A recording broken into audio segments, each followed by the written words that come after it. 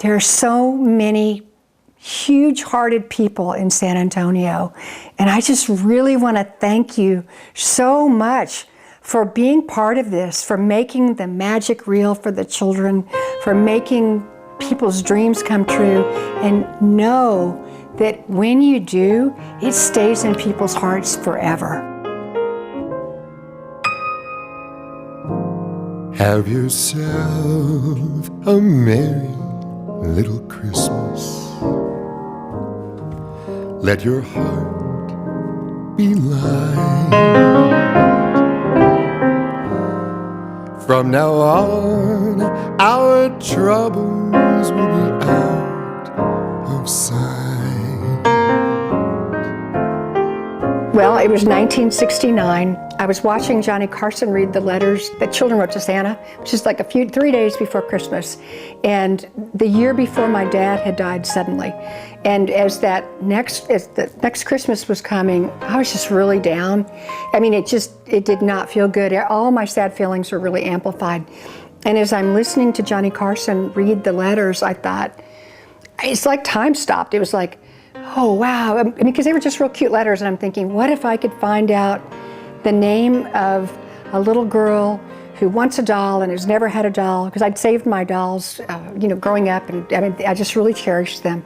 And I could leave those dolls on her doorstep, and forever and ever she would believe that her dreams could come true. From listening to Johnny Carson read, I thought, I'm going down to the post office, to see if I can find that letter and see what they do with the letters. And so the next day, I go into the post office and ask if I can read the Santa mail. And I'm ultimately led to the postmaster's office, and I ask if I can, and they said, oh no, you can't do that. That's tampering with the mail. And I said, well, what do you do with the letters? So they took me in this room that was huge, that was filled with big boxes that looked like somebody was moving. I mean, these boxes were filled with thousands and thousands of letters. Anybody who wrote Santa, their letters would end up in those boxes. And so, and for whatever reason, they'd save them for the season, and then they'd get rid of them. Because I wanted to keep talking to them. I didn't want them to just turn me away. And I said, well, maybe you could think of me as Santa. I mean, if you could think of me as Santa, because that's what I want to be. I want to be Santa to some little girl. Then maybe you could let me read the letters. So they had a meeting. A couple hours later, they were already having one. They added me to their agenda. And then we talked, they called me back and they said, all right, you can come back down here and come on back. So I did. And they said, here are the rules. You can't open the letters. Postmaster will have to open them, or his secretary. You can read the letters, you can't have them. And don't tell anybody. So I'm reading through the letters, and they're really cute letters, similar to what Johnny Carson was reading. Just cute letters from children that would have a lot of times long lists of brand named items. And I thought, this isn't it. I've got my dolls to give, and suddenly I come upon this letter that changed my life. I mean, it's what created all this. So it was from a little girl named Anna, and she said, Dear Santa, I know the only reason why you've never given us anything before is because we've never written. And now that we're writing, won't you please bring us? And then she named a couple of things for each one of the children. And then she said, please bring our mom a Bible. Please bring us a Christmas tree. We've never had a Christmas tree. And please don't get lost. And I couldn't believe it. I mean, I was so blown away by the fact that this little girl believed, and that she believed in spite of everything. They'd never had a Christmas before. And all that I had to give were my dolls. Like I said, my dad had died the year before. My mama had started working, although she was really smart, she only made minimum wage. I mean, it's not like I had no resources to do this, nor was I thinking that I was going to do anything. I thought I was just going to give my dolls away. And when I read that, I thought, oh my gosh. I mean, it just changed me. I was so up close, I thought, what if there's more, What if there's more children like this who believe in Santa, I mean, and it just, I didn't think about it. I just immersed myself in it. So I'd look at 50 letters, and then I'd find another one, and it said something like, you must have gotten lost last year. We were waiting for you. And further on down the line, my mom says you're too poor to come, but if you've got a little something, would you please come? And then I started getting a sense of not only what it was like for the children who believe, I mean, all children believe, but what it was like for the parents. You know, how do you explain to your children that you're not going to get anything for Christmas when everybody else is? And the whole season is about that, you know, not only the presents, but the anticipation of the season. So I take the letters home, and, you know, thank God I had a mama who was equally a believer, you know, in possibilities, because she didn't say, well, you know, this is nice, but we have no resources, there's no time, you can't, I mean, this is sweet, maybe we could do one. She didn't say anything. She loved it, and she didn't know I was going to do it, and she jumped in, and my brother jumped in, and we started pulling things from our house, you know, that were similar to what the children were asking for, and we didn't get very far. And but we were in process. I mean, without a thought that we couldn't do it. And so I thought, well, I'll call friends. So it's before the days of cell phones and all the ways that we can communicate. I called a few people. I couldn't get a hold of anyone. You know, a couple people said, yeah, I'll help. But most people were really busy because it was right before Christmas. And so I decided that rather than going a traditional route, like say calling my church or calling an organization that might be able to step in, I decided to go talk to strangers. So I sat at the counter at Earl Abel's, you know, where people would be sitting having a cup of coffee and eating a piece of pie or cake or something, because I figured they're not in a hurry, right? I mean, they're hanging out. So I took my Santa letters with me and sat at the counter, you know, intentionally, and, you know, introduced myself and said, hey, you know, I want to show you my Santa letters. I mean, I didn't have to say any more than that. That was part of what was so amazing about it, was that there didn't need to be any name for this act of love that was growing, you know, and people immediately wanted to get involved. They had the same reactions that I did when they saw the Santa letters. And that first year, it really was my mama, my brother, you know, a couple of friends, and a band of strangers that said, you know, let's do what we can. And so somehow we managed to get everything that the children asked for. Now it's December 23rd, and we're wrapping, and people are bringing things, and it wasn't really very organized. It was really with faith that it's just like it was going to work, you know. I mean, there was no time to even think about it. So I really wanted Anna to know that we were coming, and the original plan had been to bang on the door, drop the presents, and run. The wrapped presents, you know, that were wrapped and tagged, and we went out on December 23rd I just really wanted them to know we were coming. We'd gotten a Christmas tree from a Christmas tree lot owner, a really grumpy guy who's like, well, you know, what is it you want? And I said, can you look at this letter? Because I didn't have any money, you know, to buy a tree. And he said, no, just tell me which tree you want. I'm busy. And I said, please just look at this. He starts reading her letter, and immediately tears are streaming down his face. With no questions asked, he says, come with me, let me show you, I'll give you my most beautiful tree. I mean, that's how things unfolded. So we're out on December 23rd, a friend of mine and I, armed with just a map, and we, you know, find this little street, and we're in the dark, and it's real late at night, and all these dogs start barking, and we're trying to count the numbers because we can't totally see, and we ultimately leave the tree with ornaments and lights that we'd taken from our own tree, and put this little sign on their door that says, Santa will be here on Christmas Eve, because I just really wanted her to know. And with those dogs barking, I thought, you know, not being able to see, I thought, wow, this is how flying by the seat of our pants we were. I said, we need a flashlight, and we need somebody dressed in a Santa suit, so when we bang on the door, drop the presents and run, if somebody sees us, they'll see Santa, you know, and then it's like total magic. So we got our flashlight, and we were still getting things ready, and I asked his friend to be Santa, and he's extremely reluctant about it, you know, and I said, well, you don't have to really be Santa, we're just gonna run. If you could just be in a Santa suit. Do you have a Santa suit? No. I said, but I'm going to a costume shop. You know, I just believe that they'll give us one. No questions asked. I show them the Santa letters. They let us borrow this beautiful suit, and so now it's Christmas Eve, and literally it takes us until right before it gets dark to get all the presents, you know, wrapped and organized.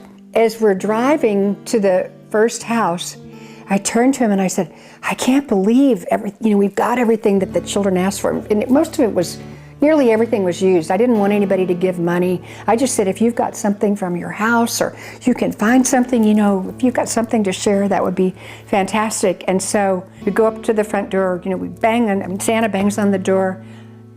Everybody's gathered, you know, the parents get the children, they gather at the door. We literally have just the right presents, you know, age appropriate for these children who are standing there waiting for Santa. And then we move on to Anna's house. And in all the years, I mean, it's been, you know, 40 plus years, there's a lot of memories and a lot of it blurs because there's so many memories, but this stands out as the most powerful memory that I have of all. And the mama was standing there and she was real little and she's looking up at my friend who's Santa, who's not quite padded enough, he's tall and lean, and she's shaking all over and she's looking at him and she goes, I can't believe you're here. And tears start streaming down her face and she goes, I can't believe you're here. You know, she said, my children wrote you early in the season and sent their letter and they told me not to worry. And I tried to tell them, and then she burst into tears. She said, I tried to tell them there's no such thing. And then she'd stop herself. And she goes, I can't believe you're here. And she said, my children were convinced the entire season that you were coming. You were coming to our house. And she said, and they'd been waiting up, you know, looking out the window. And I'm thinking about, just like all children, you know, listening for the sounds and the sights. And she said, I mean, I'm standing off to the side hearing all this, you know. And she said, they're looking out the window and they're waiting for you. And finally at midnight, they gave up and they all went to bed in tears. I can't believe you're here. So, you know, dear Santa, getting to make their dreams come true. I mean, it was so life-altering. There's not a single word. It was so powerful. I truly had no idea what I was getting into. The first year was 13 families, the second year was 25, the third year it was 50. It grew with no plan, you know, no thought-out plan like, you know, I'll do this in February and this in March. It was more like, wow, you know, this Christmas spirit and the spirit is really moving me. It's November, you know, which sounds real crazy, and maybe it was crazy, I don't know. But it was all from the heart. It was just totally from the heart. Everyone is someone's child. Oh, Merry Christmas. And every child is yours and mine, especially at Christmas time. Can we take the time to see that no child is a stranger?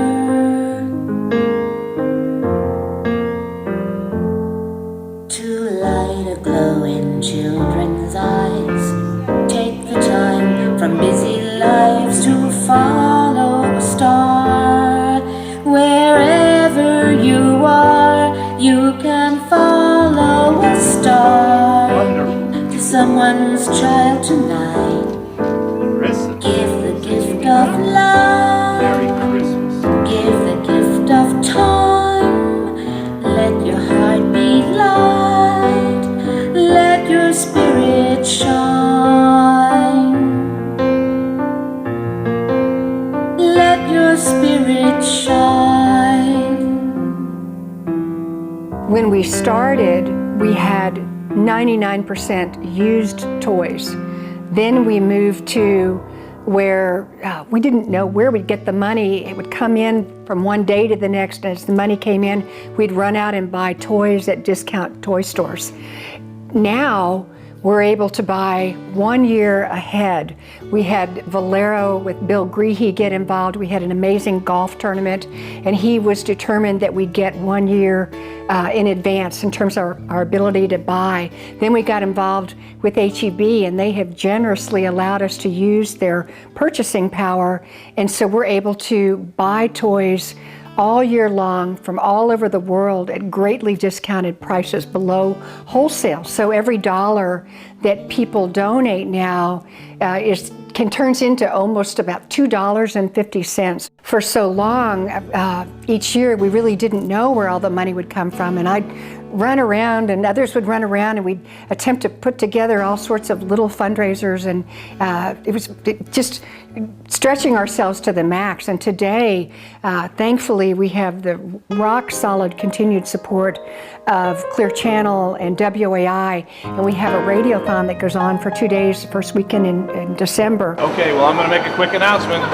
The PM group is going to donate $1,000 right now. Thank you. Awesome. It's phenomenal what we're able to do. The listeners call in pledges, and we raise nearly all of the money that we need during the radiothon. Our budget is a little bit over $300,000 a year, and the listeners are just incredible in supporting us. It is the Elf Louise Radiothon on News Radio 1200 WOAI. It is one of the most wonderful things.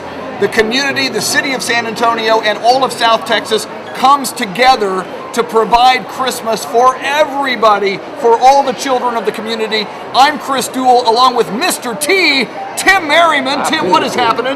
Nothing. I'm here. I'm ready. Let's go. And the most important person is sitting to our left, the woman who started it all as a student at Trinity University about 6 years ago or so. I'll take that. Elf Louise Locker, how you doing? I'm doing great, Chris. I'm so happy to be here, and I'm thrilled that you are here. I'm thrilled to be You're here. such a huge part of this, and we are ready to make it happen. I don't know really if we could do what we're doing without all this incredible solid support. We've been determined all these years to stay all volunteer, which is really unique and unusual. I mean, to be around almost 50 years and to say not one single person gets paid a penny, we're all volunteer. Merry Christmas! All for the San Antonio children! We also have a silent auction where there are phenomenal things that are being auctioned off. We're asking for donations while we're in the mall. It's an amazing tradition that we have, and we're so thankful that the folks at WAI are truly committed to the Elf Louise Christmas Project and really to San Antonio, to the children of San Antonio. By doing this year after year, it has truly allowed us to continue our vision of being all volunteer and having all the money that's raised go directly to buying the toys. Think about that. It's a positive thing that you can do something in the Christmas spirit, help out a family who otherwise would not have a Christmas. I can't imagine. I've got 4 kids who would be lost without Christmas. Christmas is something that I think a lot of us take for granted. We are here at our wrap room to see how the many hundreds of wrappers prepare the toys to be delivered to the homes of the less fortunate children. These were all totally full all the way down the fence Sunday morning, but we have plenty more to go. Lots of paper. Will never run out. All the presents that are given out are individually chosen for the children in each family. So the presents are not wrapped in mass. If you're wrapping presents, you literally have the list of the names and ages of the children, and you go look on the shelves to find the 2 perfect presents for each child. So it's very personalized, and the wrapping goes on for about 1 week, and it's everybody imaginable, all different ages, groups of people, individuals, families who come in. A lot of people, once they get into this, really want this to be part of their Christmas ritual, and so they come year after year.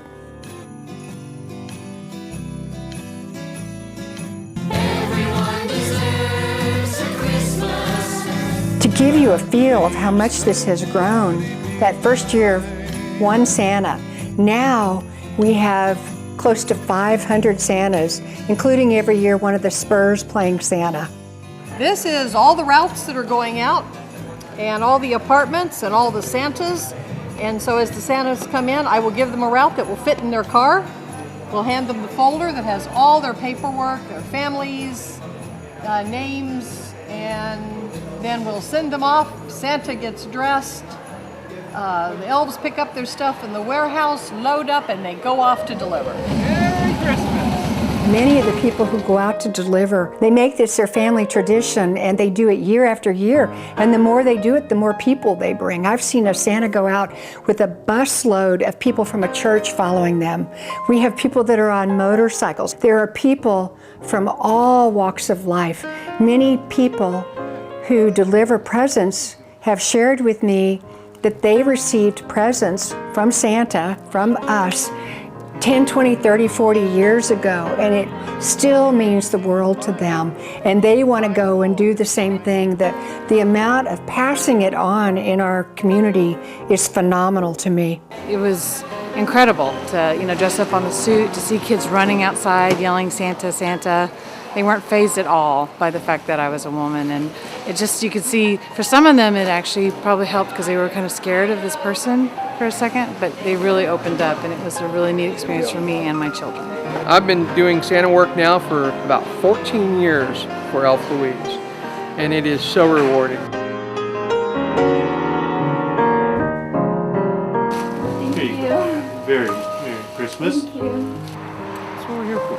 Thank you. You're very welcome. You're very welcome. It's great that we have an organization like Elf Louise that goes out and makes sure that those kids get presents every year. It's my heartfelt desire that this project that brings so much joy and magic to so many people, not only the children but their parents and all those who are involved in the giving, it's my desire that this go on forever. It's my heartfelt wish that it continue in this amazing way where it's all volunteers, and it's all a labor of love where people come together and make this happen, because this really belongs to our whole community, and I believe it will endure. Thank you so Merry much. Christmas. Merry Christmas. Thank you, Santa. You're welcome. You're welcome. You have a Merry Christmas. Yourself a merry little Christmas now.